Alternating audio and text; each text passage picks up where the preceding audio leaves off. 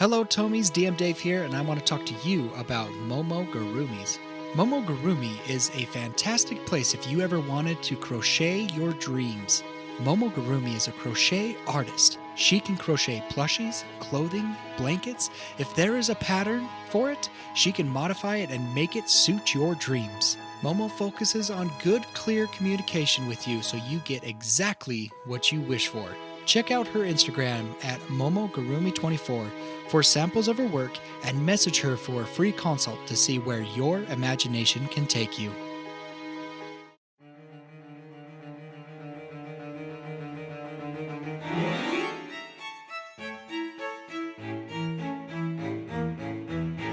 You are listening to Tomes of the Chaos Bard.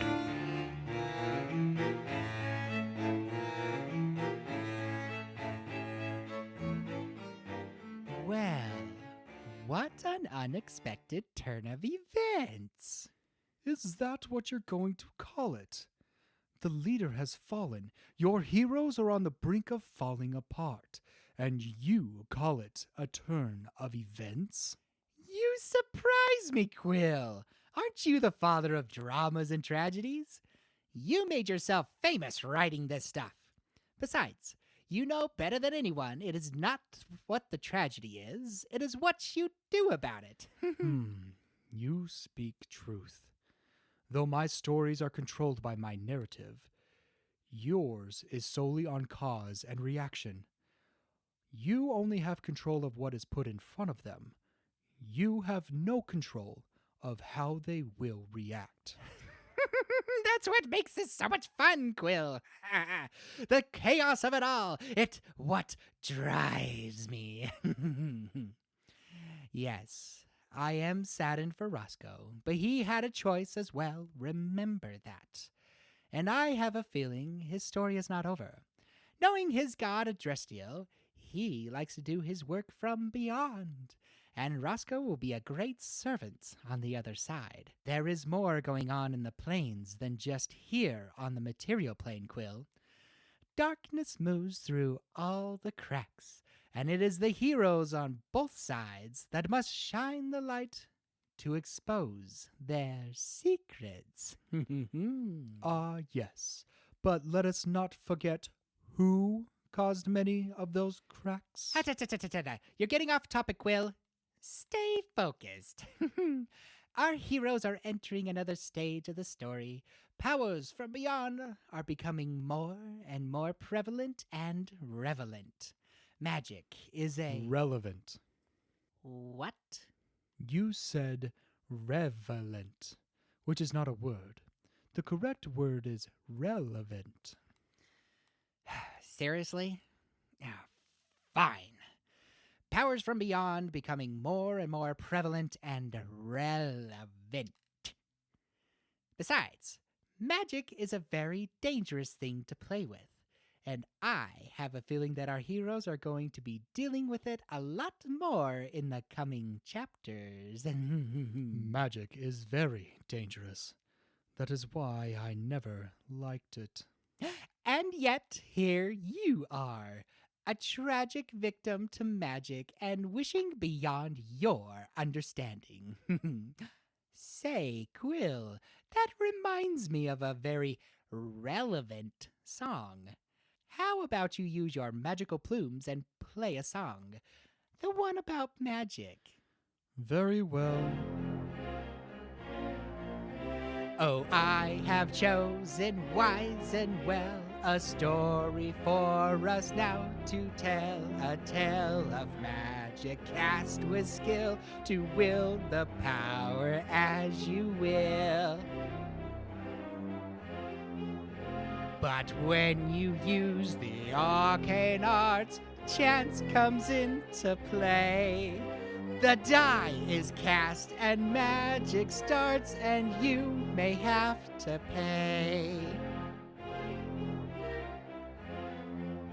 Magicians may be useful friends or use the means to their own ends, and yet when magic comes to play, it often tends to win the day.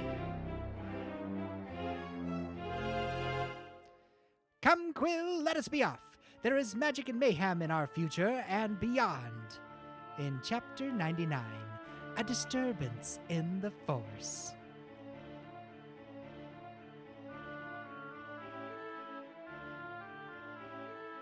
Welcome back, Tomies, to Tomes of the Chaos Bard. I am DM Dave, and to the left I have... Henley. Boudreaux. Tuck. And Fenrir. Yeah. That's weird. Yes, weird. So for the audience, Evan is not here. Unfortunately, his character has passed, and he has a busy life at work, and we decided to do a recording without him to kind of give us that same kind of feeling of mourn and loss. It was Don't cruel. worry. Huh? It was cruel. Cruel. Mm. Don't worry, he is coming back. I am working with him for his next character, so don't worry, he will be coming back. With that, though, I am an electrician by trade, right? And a lot of people talk to me about electric cars and everything, which got me thinking of, like, people with electric cars, what kind of music do they listen to? Do you think it is AC/DC or something current?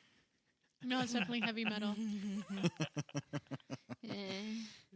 Boo! I knew I wasn't gonna like it. That's for my electrician friends out there. Anyways, last time. A comrade has fallen. Roscoe has fallen in battle, and the group is trying to hold it together. Boudreaux has a long talk with Tick, while Delvin talks to Henley. Henley reaches out to Colbath about the safety of Yolinks. Colbath is sending Dreekt to the rescue. Boudreaux talks to Delvin. Fenrir talks to Tick. Fenrir talks to Henley. A lot of talking happened. All in all, the group agrees to take Roscoe's body to Mapleshire and then figure out how to go after the hags. Will the somewhat peace between Henley and Tick last long enough to accomplish this goal? What other things lie in wait on their road ahead? More importantly, will the group venture back to grab what was left behind when they fled before the dark specters? Let's find out. So last time we ended up, Henley and Fenrir were off about 100 feet away from the main camp. They're kind of meditating, relaxing. The rest of the group is kind of at the main thing. Is there any other discussions or talks that you want to do? Or are we jumping to the next morning? Because it was discussed, right, last session that you're going to wait until next morning. Mm-hmm. Yeah. Makes sense. Okay. During this long break, Boudreaux, Keth approaches you. Okay? And he very brokenly is like, he starts pointing at his back. And You want me to get your itch for you? No, boom.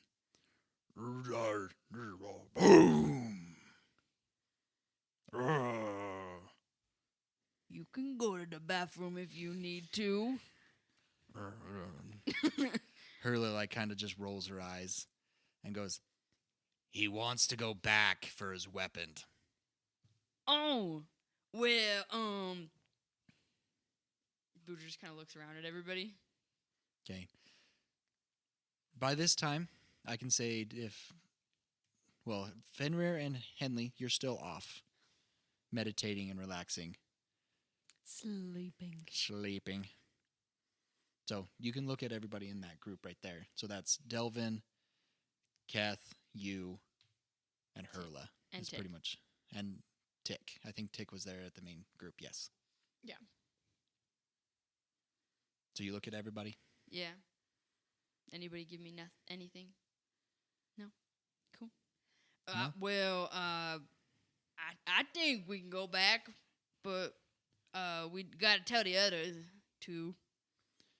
And Delvin speaks up. He's like, yes, we did leave several of our supplies behind as well. Yeah. And if I remember right, there was some jerky, so got to get that. What's jerky? No, never mind. You tell me later. Okay. Well, Was I there? could. Bizarre. Well, I could go talk to Henley and Fenrir unless somebody else wants to. I can go inform them of the decision of heading back in the morning. Sure. Yeah, that sounds good.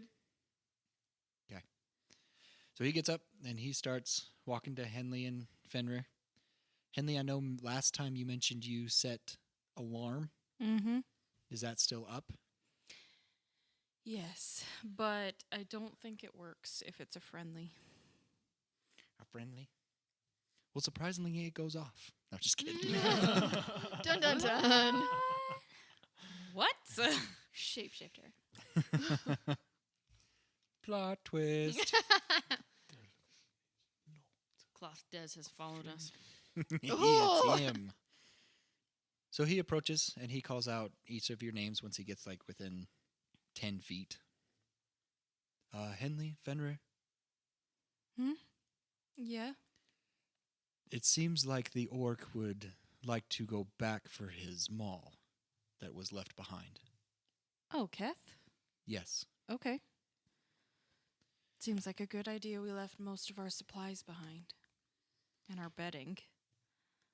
I know Fenrir was mentioning that possibly that he wanted to at least rest until the next morning to do so.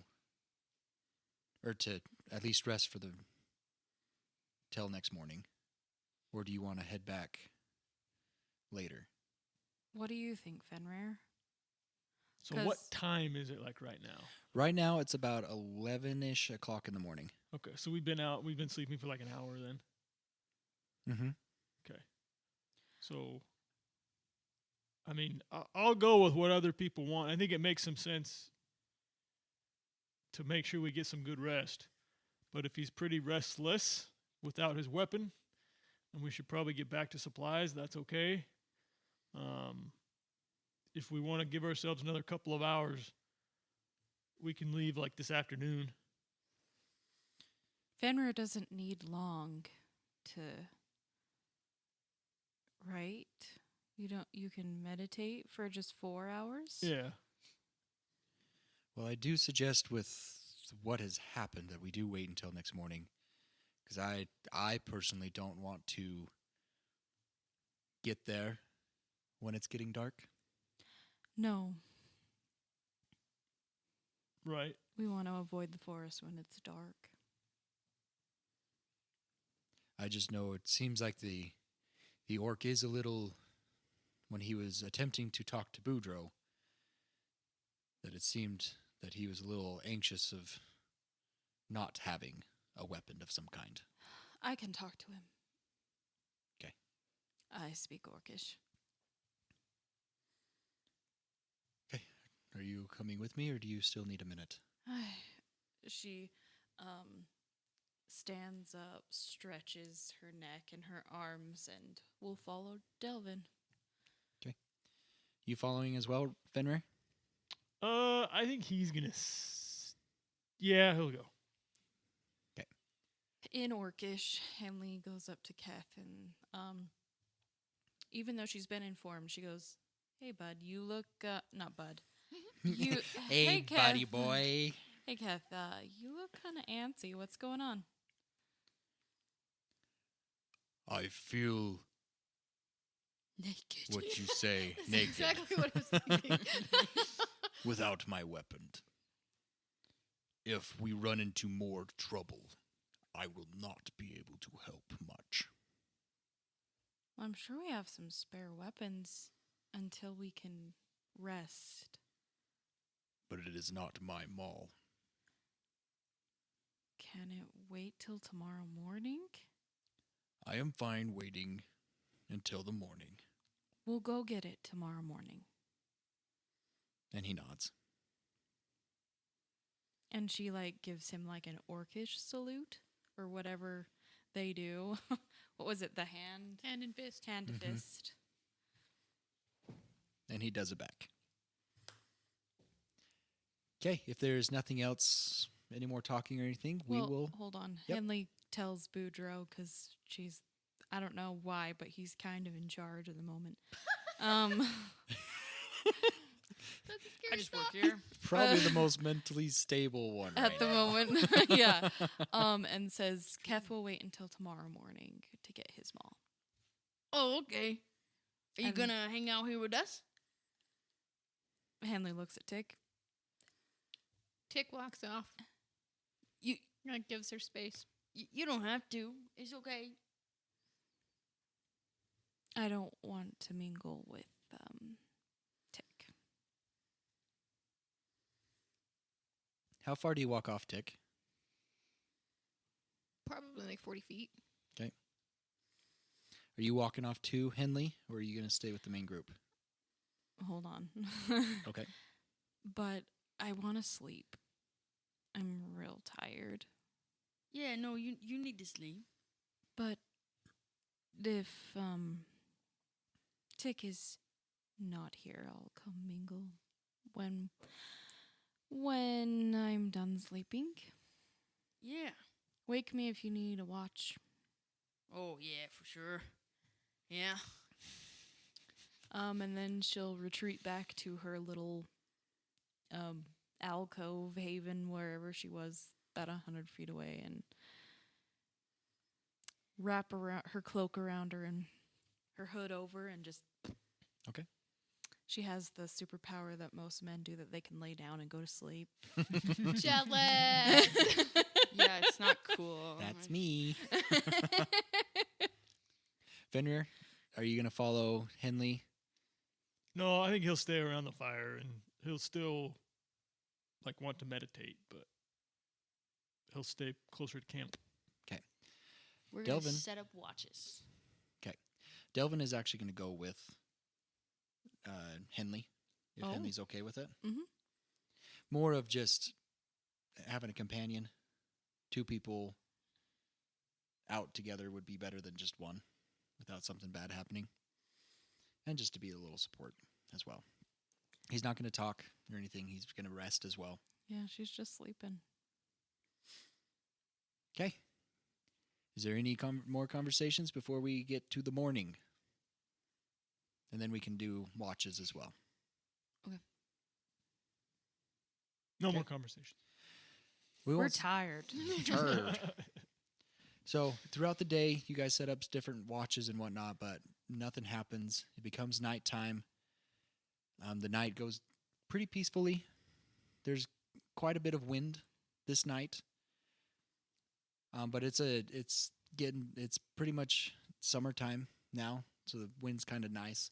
Just you get a lot of dust and whatnot from the wind coming off the plains. And we you guys see like those sagebrush balls. the tumbleweeds rolling. Yes, Tick. During the night, Tick wants to. I don't think Tick probably slept at all that night. Okay. And he wants to kind of like almost scout as close as he will probably feel comfortable, as like 20 or 30 feet from the forest. Mm-hmm. But he's very skittish doing it. So are you traveling all the way to the forest line? Yeah. Okay. That's going to be about a 2-hour walk all the way there. I assume probably because everybody was super exhausted and it was night. And he sleeps farther away. Mm-hmm. I don't know that anybody really would have noticed. Okay.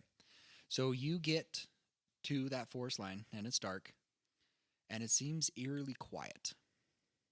You do notice that there's a big patch of grass that seems thicker Mm-hmm. and more lush from Boudreaux's spell that he cast. Plant growth, I believe it was. You see that the supplies is fairly all intact food wise. There seems to be some food that has been mice Mm-hmm. have been able to get into it. Rats, any kind of ground creatures may have gotten into it. But other than that, it's pretty eerily quiet. That's gonna make him really even more nervous. So,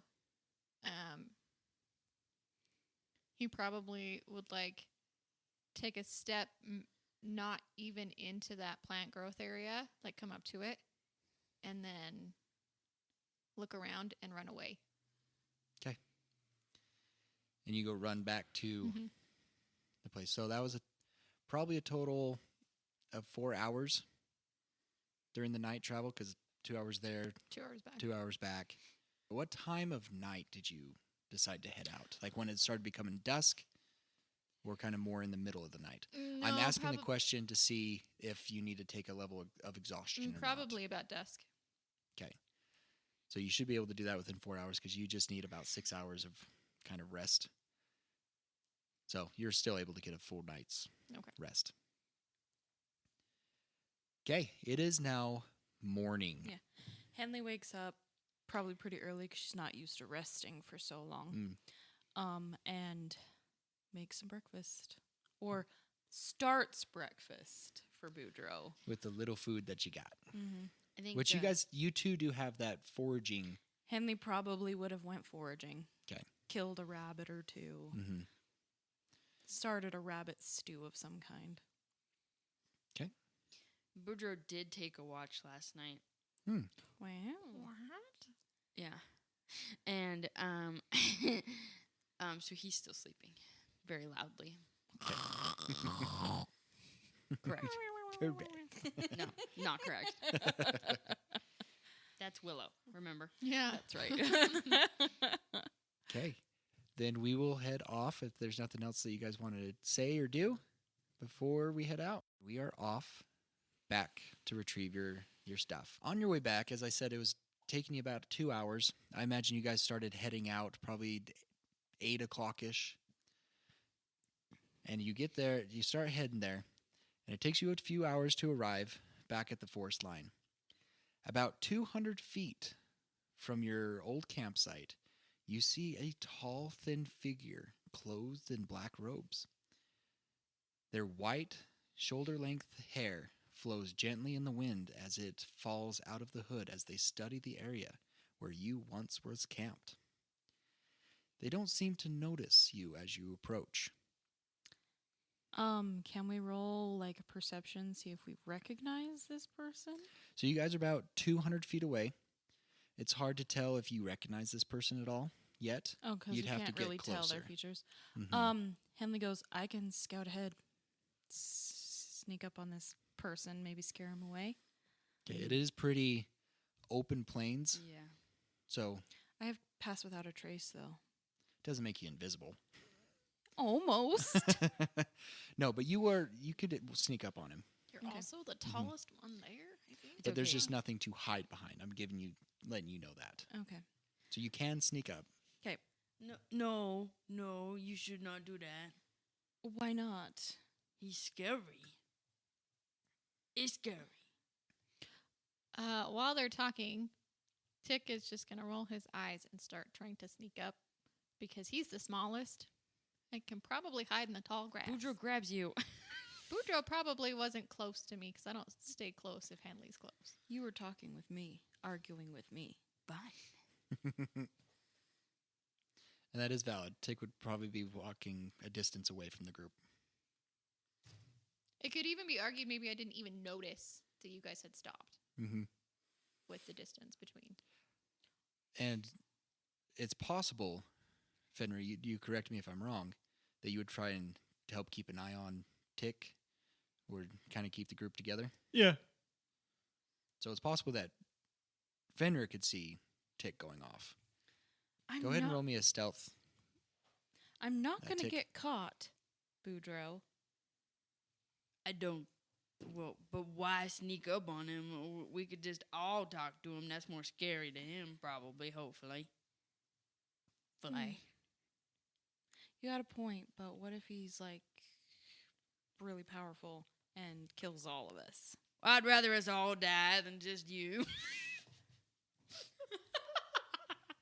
Henley does not know how to take that, and she gives Boudreaux like a weird look, like, Well, what I mean is I'd rather not have two of my comrades die. I'd rather die too. oh, that's oddly sweet. Really weird and sweet at the same time. Like, Yeah, I guess. Well, forward marching. Okay. I got a 27. Oh, wow. Okay. Yeah, I imagine you're probably about 30, 40 feet ahead of them. They have this little conversation. And you're able to sneak within 20 feet of this guy. Like I said, he's pretty tall. He has a hood on, and you see like his white hair flowing in the wind. He just seems to be looking at the ground. Then he would stand up and look kind of at the forest line and look at the ground again. He seems to be just studying what had happened here. Okay, so I'm going to pop him and say, hello. He jerks and looks at you. Put my hands up and say, "Ruff, ruff, ruff, ruff." Okay. The group, you see this going on. You see kind of Tick pop up. This man's attention is now on Tick. You see him slowly reach up and take off his hood. You see that he has a kind of a sharp, pointed white beard. His face is very pale. He's got kind of like very pale blue eyes. Mm-hmm. And his cheeks are kind of sunken in. As the rest of you approach, you notice that when he stands up and takes off his hood, you notice along the forest line behind him, you see 5 white figures in damaged heavy armor, and you can see this too, Dick. Swords drawn, shields at the ready. Upon looking at them, you can notice that they are undead. But you see the one man turn and like put his hands towards the 5 armored undead creatures. And for Fenrir, Boudreaux, and Henley, you recognize this man as Azil Lazarine. Boo. Can I stick my hand out and say, nice to meet you. My name's Tick. Did you get beat up too? As I look around the corner of him and see the other guys and the undead don't bother me. Azil will reach out and shake your hand, and he'll say, strange that a goblin would be here by himself. And such friendliness. I'm not always friendly. When the human back there's mean, that's not very nice either. But I was trying to be a better goblin. What And did they they rolls call? her eyes. I don't know. Funny. You know my friend? I don't know. This is funny. I don't know if you know him. He's my friend. He's trying to teach me to be a better person since so many years. Long time. So Azil is the necromancer that we found, or that we accompanied Nevelton. in Yep. Nevelton, right? Correct. Okay. So his focus is on the goblin, and then he kind of notices you guys approaching as well. And especially when you're like, oh yeah, that's Fenrir. Mm-hmm. I don't think he ever really met Fenrir. Because No. No. you, Henley, and so the people that he would know, Boudreaux, he knew the confrontation with him, kind of talked to you, to Henley. But Roscoe and But Lila Roscoe and grew up Lila were the ones that he mainly interacted with. Yep. So he kind of looks at you, and he looks at Boudreaux, recognizes Boudreaux, then you kind of see that recognition of, so we meet again. Mm-hmm. Again. Who's he talking to? Yes, we had a run-in at Nevelton many weeks ago. Nevelton. What's the Nevelton? What brings you up here, Azil? I have felt a disturbance up here A disturbance in the force. of many dark creatures and energy coming from this forest. Boudreaux's nodding. And I have recently, about a day or two ago, I felt evil come through this part. So I came here to investigate what had happened. Oh, that's when Roscoe died. I mean, I must shut up now. You have a fallen comrade. Boudreaux nods. Yeah. And the other, Lila and Garatha, She the left. one who was split. Sure. She left Hmm. to find herself. Well, my apologies for your fallen friend. Do you think you can bring him back from the dead? It is within my power, yes. But if he's only a willing creature, and depending on how long he's been dead, I don't think he's willing. About 48 hours. well, he may not be coming back at the same condition if I do so. There's no need to do that. I figured. We stare at each other's eyes. There's on. like lightning. And those Aw. 5 undead creatures are just, their swords are now put away, but they just stand at the forest line. Why is you In the looking shadows. at each other like Handler looks at me and I look at her sometimes? Look, there can't be too much tension. Tension? Anger. Correct? I don't know. Can't be too much big emotions right now. Too many others. Fenrir will look over at Tick and be like, Boudreaux and Azil, and he'll point to the necromancer, have differing opinions about bringing back about The spirits. the spirits. Thank you. And they had a run-in a few weeks ago, kind of like what happened with you and Henley Oh, what? yesterday. Oh. I'll turn around to Boudreaux and go, I am so sorry. Boudreaux smiles. Then Fenrir will turn back to Azil and be like, yes, there was a great battle fought here. And we lost our comrade. You may have remembered Roscoe from a few I do. weeks ago. We were fighting these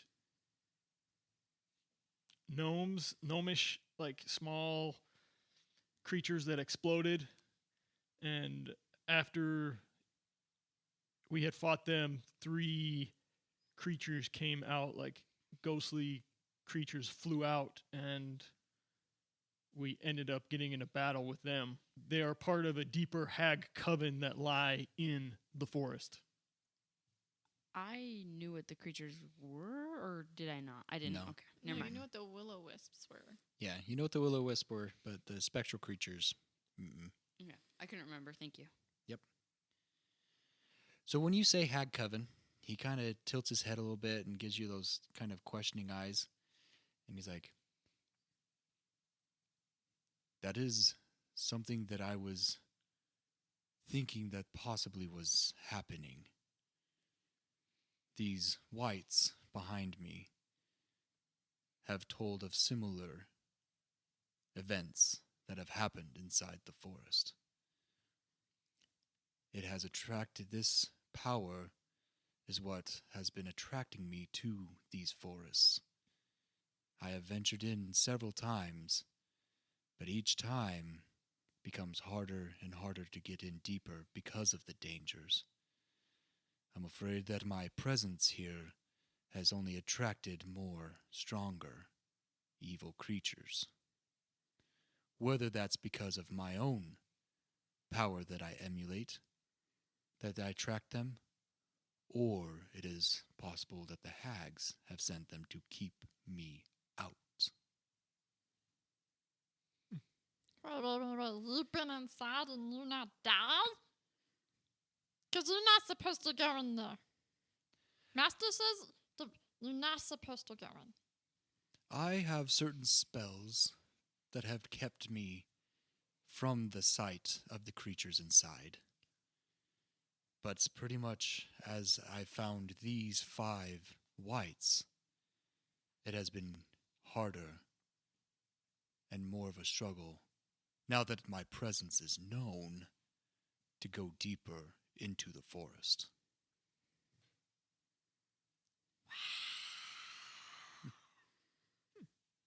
That is terrifying and amazing. And now I'm really scared of you. But I do agree that we are messing with hags, and that there is a coven inside. So how do we take them down? Have you ever fought a hag before? Or a coven? I personally have not. But my family, for many generations, have been hired to take care of hags. It has probably been about 50 years since our last hag hunt. They are mischievous creatures, very evil creatures that find their way into this material plane which we stand in from the Feywilds. That's what I was afraid of. They normally are isolated, secluded creatures, easily to hide their presence, though their what they claim as a home, which could be caves, forests, mountainsides, any place that they can find seclusion, normally becomes corrupt. So the woods, being this corrupt, could indicate there are several hags inside. As I Well, said, I haven't seen much forest life around either. that is part of the corruption.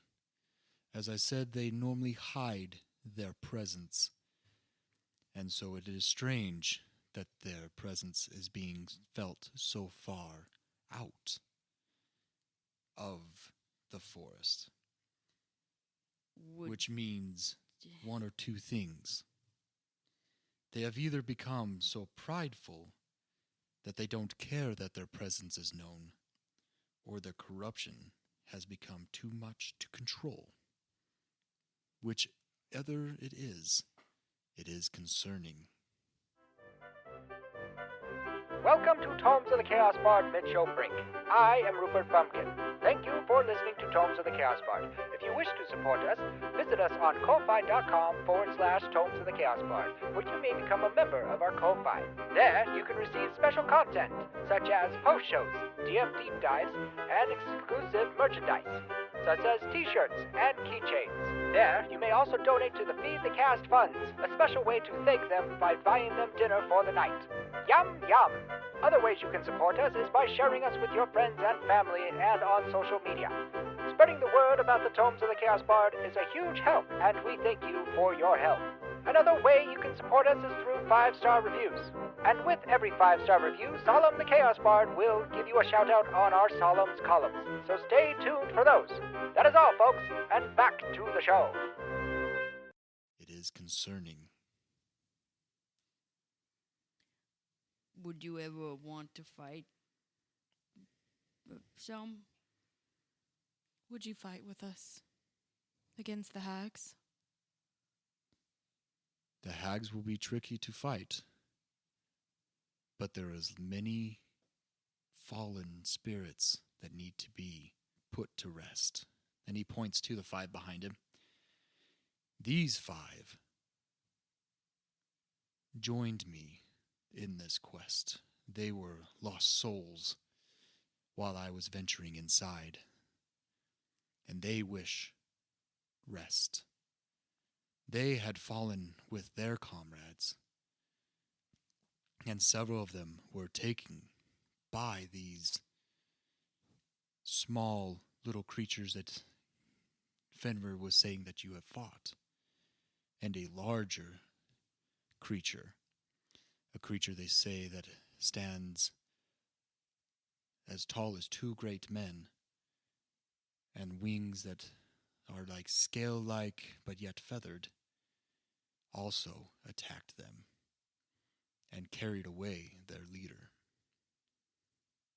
and they wish to find out what happened to the comrades and be put to rest as well. My magic, and he's looking at Boudreaux, did not raise them. Because of the taint and corruption of these woods, any creature that falls is not permitted to go to the afterlife. Boudreaux is kind of like, he could probably tell that Boudreaux's like accepting of that. Hold on, wait. First, it was very scary, so I'm sorry. Second, does that mean that Roscoe can't, whatever he believed in after death? That's what I was asking. Is he stuck here still? Because I almost tried to take things from his body, and I said he wasn't here, and now I'm freaking out. He might be here. Last night, during my watch, I made it so that he wouldn't get all gross and stuff, and so he can't raise him. And he points to the Lazarine. What did you do? It Spell time. Boudreaux is not explaining it, Yeah. but it is called Gentle Repose, and I had to touch the creature, and it took one action plus 10 minutes. And you touch a corpse or other remains. For the duration, the target is protected from decay and cannot become undead. The spell also effectively extends the time limit on raising the target from the dead. Since days spent under the influence of this spell don't touch against the time limit of spells such as Raise Dead. Yeah, so it pretty much stops them from decomposing and stinking on the way there. And from being raised from the dead. Yes. Very Boudreaux spell. Azil kind of to answer Tix and Henley's kind of question. Because he was not deep into the forest, his soul was probably allowed to escape. Henley lets out a big sigh. Even more reason not to go in there, except, and he'll look over at Fanny and be like, and touch his hair. Except that. Henley, probably realizing that what Tick is doing, like, Fenrir, are you willing to show? And she points to the top of his head and to, like, his hair to Azil. I mean, if he could help us. So, what do you know of the scarecrows that have been popping up around these parts? I know that when I went to Mapleshire, I was not well welcomed, of course. Halflings are very superstitious about beings like me. I thought you said beans. I'm sorry. I just couldn't help it. Beans like me. I was like, okay. That sounds like a Weird Al song. Okay, I'm sorry. It was really funny. No, you're good. But when they do have several scarecrows around Mapleshire. Too many that I did not count. That's disconcerting. Yeah. And I did feel an evil presence, but of course they did not want to listen to one as I. So you don't like this scarecrow either? No. Which if there are hags about, they are probably creations of them, though I do not know how the halflings came in contact or possession of said things. There's a man selling them. Wick Lennox. That name does not sound familiar. Darn it. He's the key in getting in the forest. But how they do it is with some sort of needle, because they turned me into one. And he'll like rub his head and go up to him and be like, "See? Look, look." Hmm.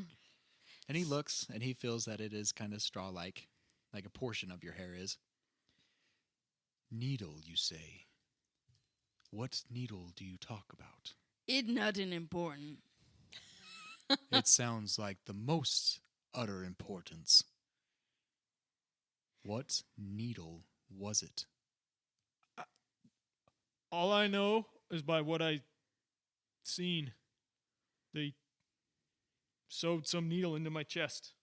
So you were captured by them. No. Explain.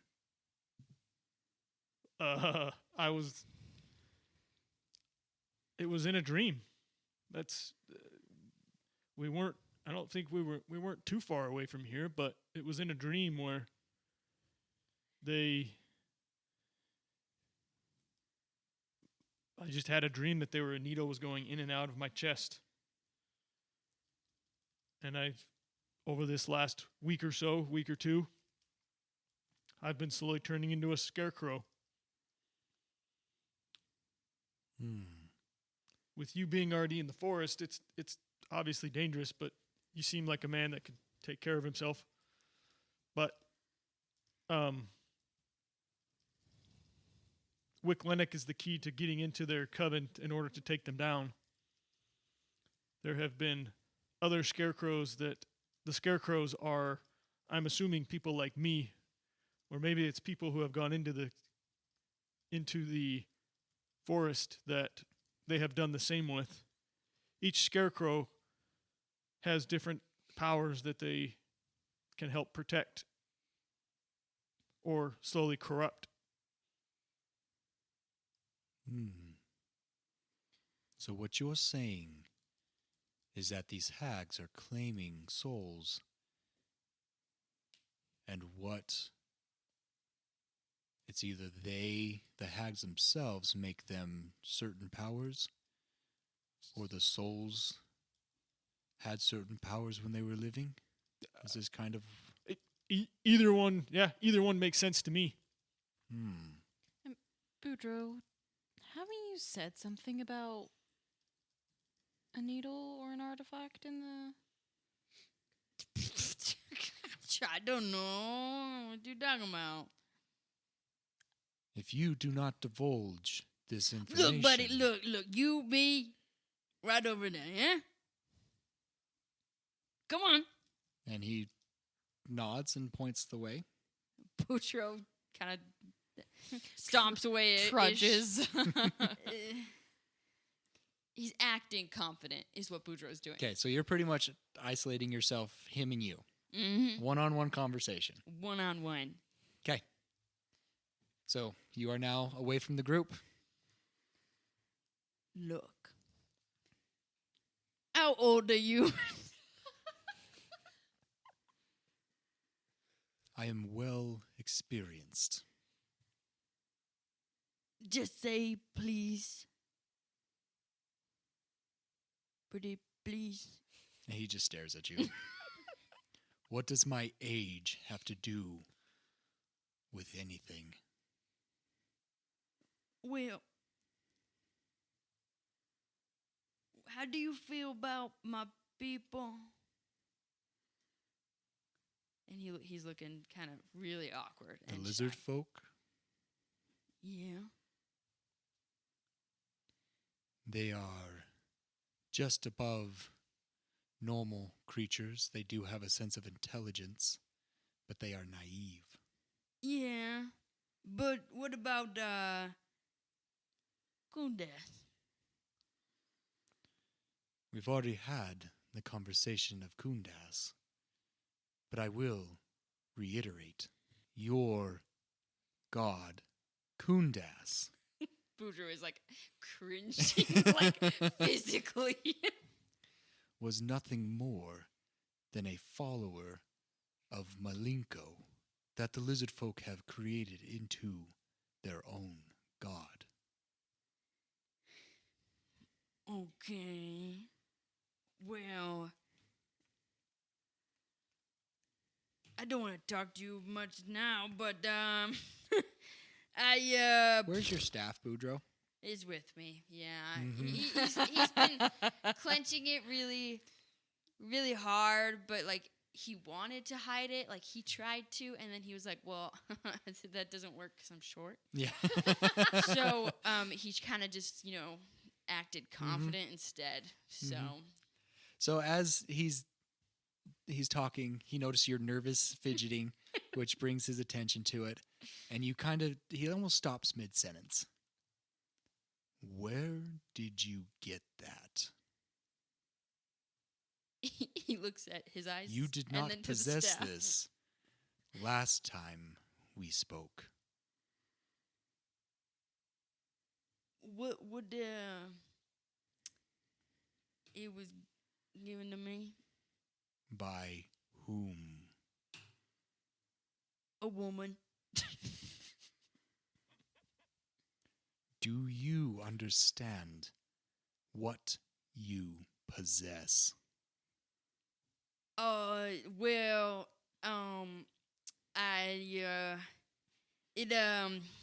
it's this. Look, this. I don't. Why you so mean to me? I ask again. Do you know whose staff you hold? Yeah.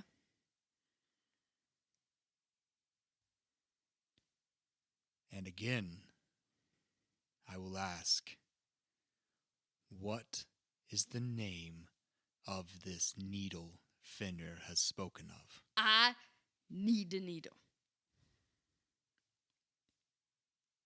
What is the name of the needle? Or do you not possess this information? I know the name, but I don't. I need the needle. What is the name of the needle? You can't take it. I do not want it, but if it is the needle that I am thinking of, we could be in very dangerous territory. It's the soul zone needle. And he takes a deep breath. The only way these hags can use a needle as that is when they have in their possession a lazarine. Oh. It is only an item that can be used by the lazarine blood. That makes sense. Oh, dang it. Only? Only. Only? Only. Boudreaux curses, which he does not do. It is surprising to me the events that occur. You, a follower of Kundas, in possession of a lazarine relic, a very powerful one What are you talking as about? well. I don't own anything from the lazarine. The thing you hold is the staff Kundas. of the Kundas. great Malenko, Kundas. in which Kundas stole. No. Mm-mm-mm.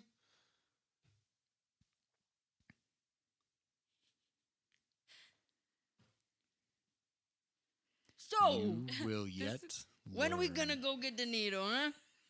This is like Henley and Dick's battle all over again. Well, there's a little less yelling. The staff is an important relic. It's an important relic of Kundas to the little folk. You can believe what you want, And same go to you, sir. and I am not going to take it from you. Okay, good. And he like hugs it closer to him. But soon you will realize whose power does come from such an item that claims the souls of those who wield it. And you feel Qualkek in the back of your mind. He's paying attention. He's listening. Boudreaux mentally throws rocks at him. Thought rocks. Yeah. I love that so much. And as you kind of throw your Quote, rocks, quote unquote, throw your rocks to Kundas, you do kind of fill More in. towards Kundas. Sorry, Qualkek. Qualkek, thank you. Qualkek, you kind of feel his presence diminish a little bit, but he's still there. He sees you when you're sleepy. Ew, that's creepy. Don't do that, Abby. Children, listen to this But- podcast. Sorry, children. But it does surprise me, however, that its power has been somewhat unlocked. I can't imagine someone like you would be able to unlock said things. There's So- there's two things that it could be. Either a Lazarene has unlocked it for you, or you yourself have Lazarene No, blood. no. So which is it? The lady that gave it to me ain't not evil. Good or evil does not matter for this question. My question is, She just gave it to me. She didn't do nothing. someone unlocked it for you. Who unlocked it? It is not to my knowledge that other Lazarenes are around up in this place. Boudreaux did take like a big thought moment. Mm-hmm. What if it only had one eye? Explain. I don't want to.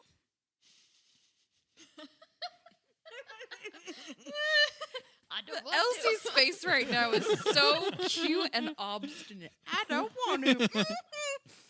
Southern sass. No. Well, it is in your possession now. Yeah. Your soul has been marked by it, and one day you will be claimed by it, just like all the other possessors have. I bet your lore about Kundas never mentioned that. I bet your lore about what's his face is wrong. How do you think he became so powerful? Who? Malenko, Malenko? the great necromancer, father of the Lazarene family. Yeah. Well, Kundat, I don't need to talk to you about this. Look. It don't matter. What matter is the forest. Agreed. Agreed. So the soul sewn needle. And he'll turn kind of back to the group, and he'll look at Boudreaux, and he'll walk back to the group. Boudreaux stomps along. So, Kathy, you got all your things. You don't need anything else. You got your big weapon. What what's your name? The tall, short of a bigger than me. Got all the other supplies, bring it over to us. We need anything else. Henley's grumbling that a lot of the food she bought is now spoiled. Yeah. Very well could be. Well, the mice liked it, I'm sure. So Keth is happy to have his hammer back. And so during that conversation with Boudreaux and Azil will come back to the group. And he'll look at Fenrir. And he'll say, "The needle that was used to claim or tie you to the hags is called the soul sewn needle.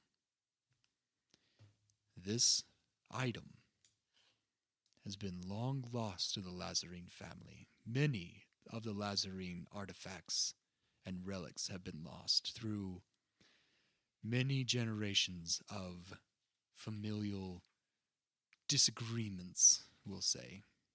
Who was the rightful heir to what? The staff, in which Boudreaux holds, and the soul sewn needle have been one of these relics that have been lost. At least that's what he thinks. That is fact. I mean, things passed down by mouth, get a little, mixed up. As I was saying, the soul sewn needle is an item created by the great necromancer Malenko to tie souls to objects and items. Boudreaux's doing quote unquote around. Every time he says, yeah, whatever. the finger quotes. And it only can be used by Lazarine blood.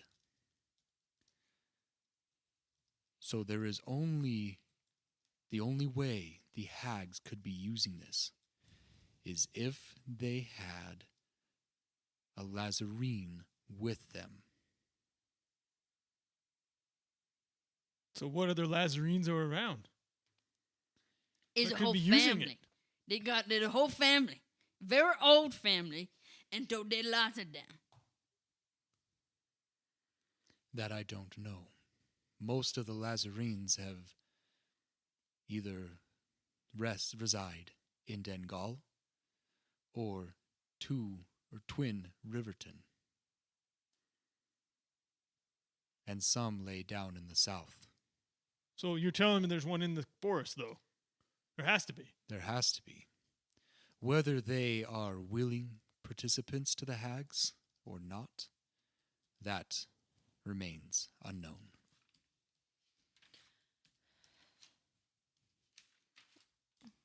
I know there is great corruption amongst the plant life as well. I have seen undead plant life during my investigation therein. And I know that many of my ancestors have gone beyond the magics of raising the undead, but have also gone into plant necromancy. It is a very powerful and lost power. But one family member does come to mind. What does he look like? It has been many years since I've seen him. He has been banished, exiled, forgotten by our family. He, If you can describe him, I may be able to tell you. Because I seen somebody. But I can't recall exactly what he looked like. I was too busy worrying about the needle in my chest, but there was another person who was there. That must be the Lazarine you're speaking of. Otherwise, they couldn't use the needle. it must be. So, But as I have said, We need to find Wick It Lennox has to get been in. many years since I have met him. Right, but I guess it doesn't really matter who it is. Someone's there. One of the family members of the Lazarene, yes. Okay. That is the only way they'd be able to use this item. It doesn't change the fact we need to take down the coven. It doesn't change the fact that we have to go into the forest to do it. We still need to find Wick Lennox. He's the key. Have you came across anyone selling scarecrows? The first time running into scarecrows was when I went to Mapleshire. Okay. I do not know of this Wick Lennox. Okay. If you hear of them, will you contact me? I can. For this has become a priority of my own. A Lazarene using an item to help the hags, as I said, either under their influence or for his own gain, is dangerous. Yes. Okay. Especially the way that they are using it. And tell them about the wizard. We're going to leave the wizards out of this. Okay. I had some wizards up in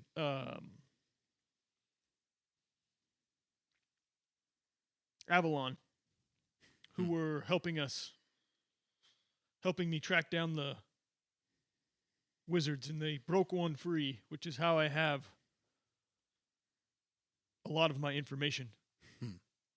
All they are is pompous bureaucrats. Well, then it might be best that we leave them out of it anyway. Wise choice. But maybe you can help us. Will you help us? I will. What? No, I'm not going to do that. Okay. So now our search begins for Wick Lennox.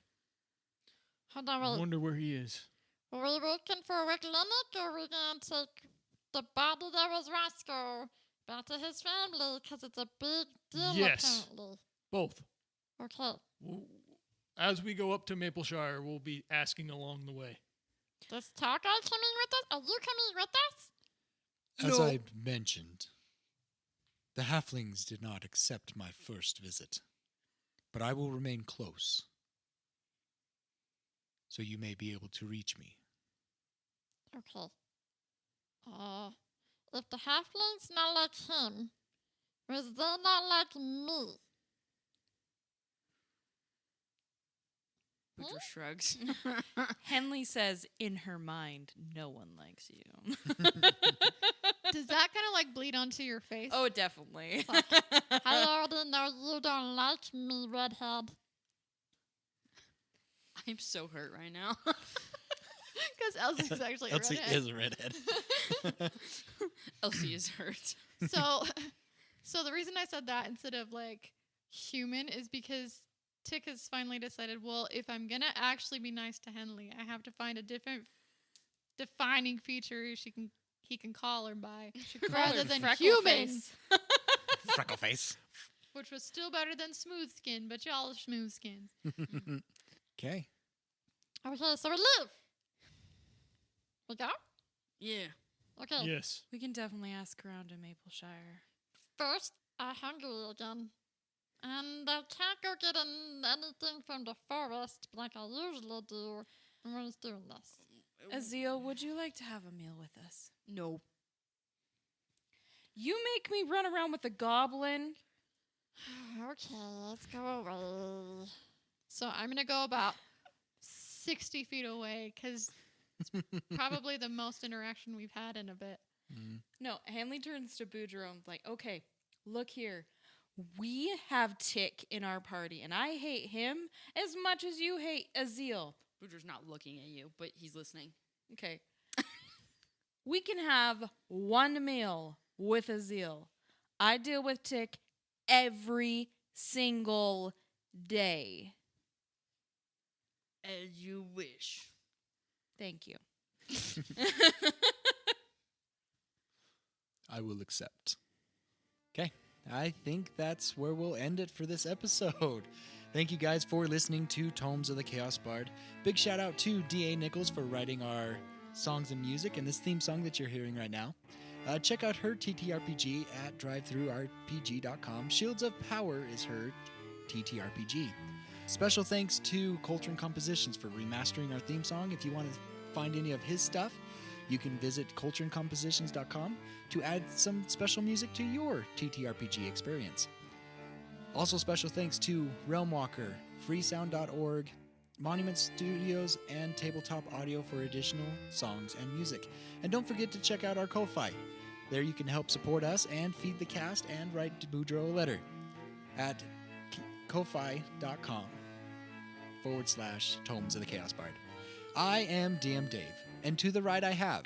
Fenrir. Tick. Boudreaux. And Henley. And until next time, we unroll the scroll to tell the tale. Bye. Maybe we'll have another argument. Maybe Henley will just shoot Tick. I just murder him. Let's just take him out. And then me and Fenrir will just be like, you know what? They can fight. Let's just go into the forest. Let's just go into the forest. Let's just go after the hags now. Let's just go commit suicide, So okay? you guys all wake up and Fenrir is gone. Fenrir and Boudreaux. Fenrir and Boudreaux are gone. You shook hands on it. Fenrir and Boudreaux are gone. David, we're in the And then What happens? Henley promptly shoots Tick. It's just Henley and Tick. That's it. Delvin's gone. Delvin's gone. Hurla. Hurla and then what? Is that like tough love? Like shoving them into the same room? Be like, Exactly. it's them putting us in the same shirt.